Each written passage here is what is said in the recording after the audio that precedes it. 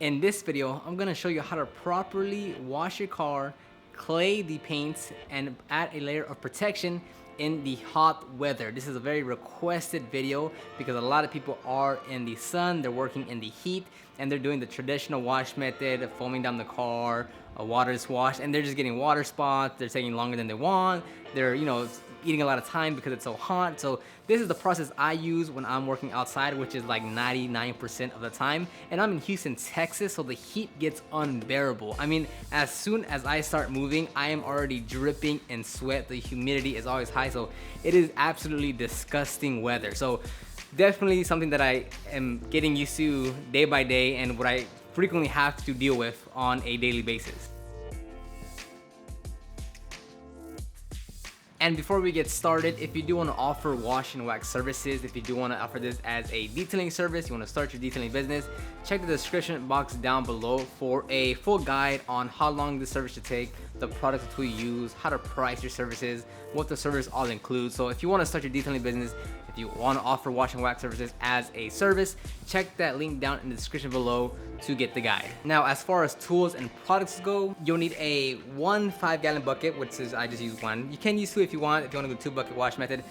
I just keep it down to one. If the car isn't that bad, I'll just use one bucket with a grid guard in the bucket. Next, you'll need a microfiber drying towel, a wash mitt, your clay media, so whether it be a clay pad, a clay bar, clay disc, anything that clay the vehicle's paint, and a car wax. Now, I have recently I started using the Optimum car wax. I highly recommend it. It makes life much easier and faster and more efficient by using this spray wax. You also need a microfiber towel to buff off the wax, and you'll need clay lubricant. And as you can guess, this is also ONR diluted.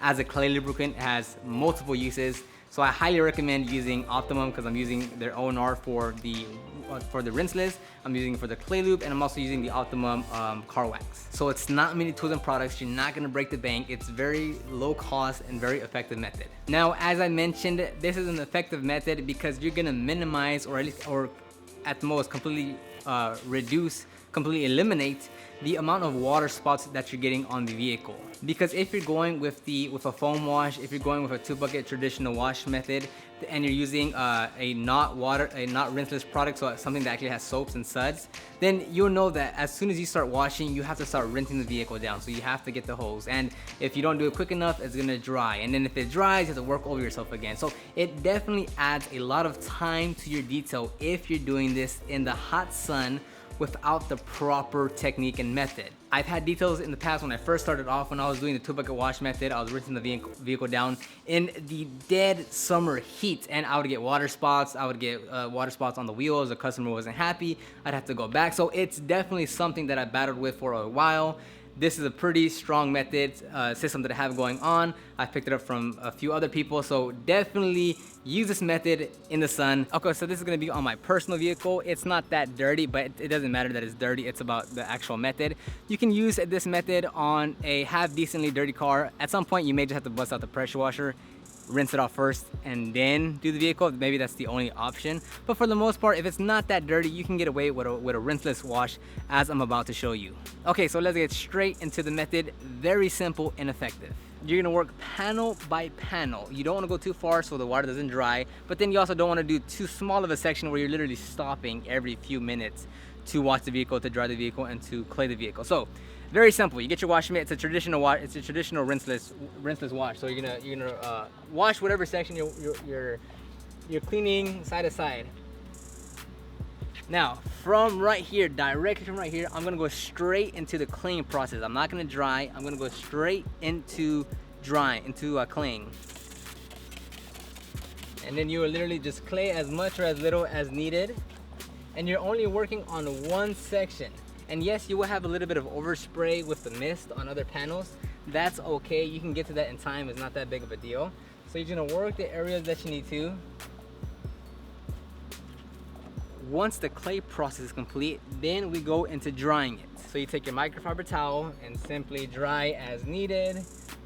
It's usually best to have 2 drying towels. The first one is to get the initial water off, and then the second one is to buff off those streaks. But for the sake of this video, I'll just use one and I'll flip it. And now that's a dry panel, almost dry panel. There's still a few streaks that are drying up, but overall it's dry. Next is you'll take your spray wax or whatever wax you're using, whether it's paste, whether it's liquid, whether it's spray wax like this. And well, since I'm using a spray wax here, I'll literally just put one mist on it, grab my towel that I'm going to use to buff off the spray wax, flip it around,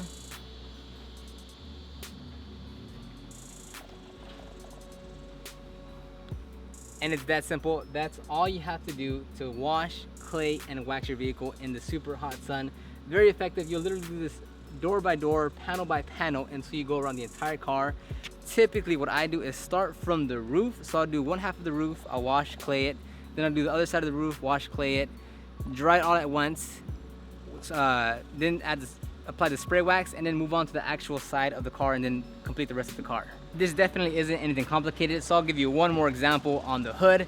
Very straightforward. Now again, this is great for when it's super hot. Like right now, if I leave my hand here more than 5 seconds, it will start to burn more so than I'm comfortable with. So this method should definitely be used when it's hot, when you don't have access to water, or when you simply just want to do a quick wash for yourself and don't want to bust out the full 9 yards of tools and equipment. So we start with the wash. Very simple, not that bad. And again, it doesn't have to be a super. This car is fairly clean because I literally just washed it a couple of days ago. But even if it's, you know, mildly dirty, you can get away with this method with absolutely no problem whatsoever. So there, we've cleaned it. A few spritz of the O&R clay lube. And you want to keep it, the clay lube in your left hand. That way, just in case it does dry up quicker than you thought, you can just easily lubricate it again instead of having to pick it up, put it back down, pick it up, put it back down. And then we'll just clay this area. Once that's done, we'll take our microfiber towel, our drying towel, grab our spray wax. With this one, you really don't need that much, so 1-2 sprays is more than enough to cover the area. Then we'll take our microfiber towel, buff off the wax.